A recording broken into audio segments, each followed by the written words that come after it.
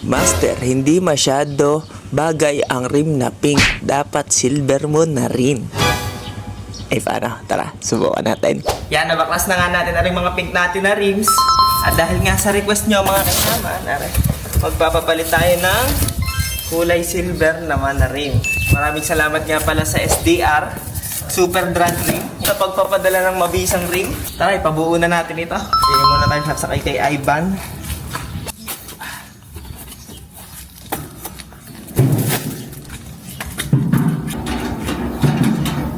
Para mga naman, tara, punta muna tayo doon sa paalaynan. Tara. Pabuo na natin yan. Sakay po. Sakay po kayo. Let's go. Sana mabuo ngayon. Rice, ayun, nagyan na tayo. Okay. Gagawin na silver na rin naman. Ikaw muna din kuya. Mga anong oras mo kayo balikan? Mga alas 2 din. Bago lumubog ang araw, master. Okay, boss. Yan, dyan na kuya. Kayo naman ang bala. Thank you, kuya. Apo na medyo matagalan kayo ang pagkaalay. Boss! Buo yan, boss! Time check, 3:45 PM na. Nagdala tayo kanina doon mga around 10 AM. Siguro naman tapos na i-align. Tara, balikan na natin. Yo, mga kainaman, nabalikan na natin. Yan, silver na ho. Tingnan natin ang kalalabasan. Isalpak na natin dito sa alaga nating si Berfor. Sana'y pugi-pugi Mas malinis siya ngayon tingnan eh. Aray, mas pogi ang tingnan. Aring-aring ka ka. Malinis ka ako. Ang pogi. Wala pa. Malayo pa. Marami-rami pang kakainin niya. Yan, may alaga si parang Luber na kanya. Marami-rami pang kakainin niya para makasabay din sa mga alaga. Okay naman, naikabit ko na nga pa nitong panlikod. Ngayon, bala ko tanggalin natin itong extension ng ating radiator cover. Para itong elbow natin, may subukan nating maitaas pa. At dito natin i-mount. Kasi dito yan, makikita nyo, dito naka-mount. Yan. Subukan natin dito i-mount.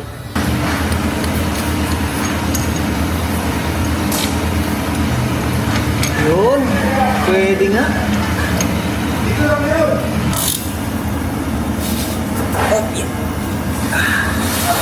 Kaya mga kainaman, tingnan nyo ang kinalabasan ngayon. Kanina dito tayo naka-mounting. Ngayon dito tayo sa taas nag-mounting. Pangit lang bolts natin. Pero yan o. Hey, mas malinis siya tingnan ngayon. Lagyan na lang natin ng spring na lang.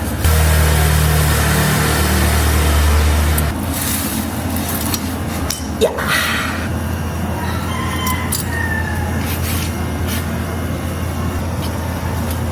Yun. Igabit naman natin, aring pang-una niya. Tara!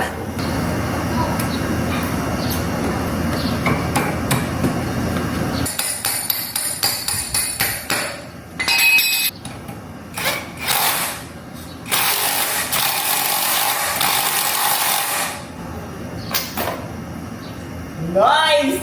Yan ang naman naman. The moment of truth.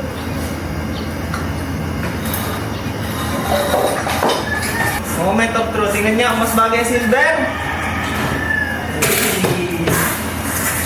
What you think? What you think?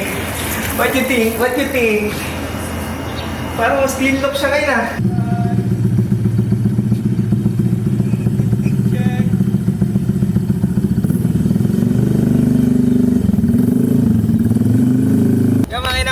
Nakakita tayo ng magandang spot para mag-montage.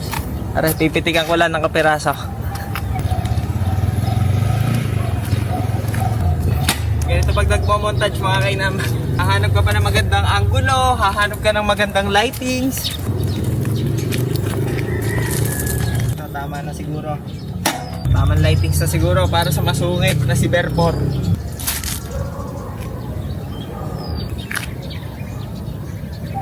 Ganda ngayon mga kailangan ng mounting ng pipe natin, oh. Siyempre naman, kayo ba'y pawawalan ko? Di arin din ang para sa inyo, kapirasong montage.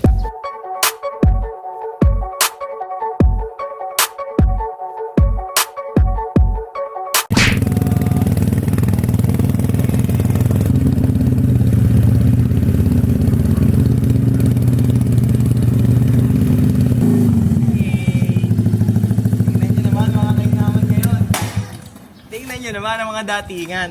Yan, tingnan nyo mga kainaman, mas maayos na talaga ngayon na naging datingan ni Berfor. Mas clean look siya kahit papaano.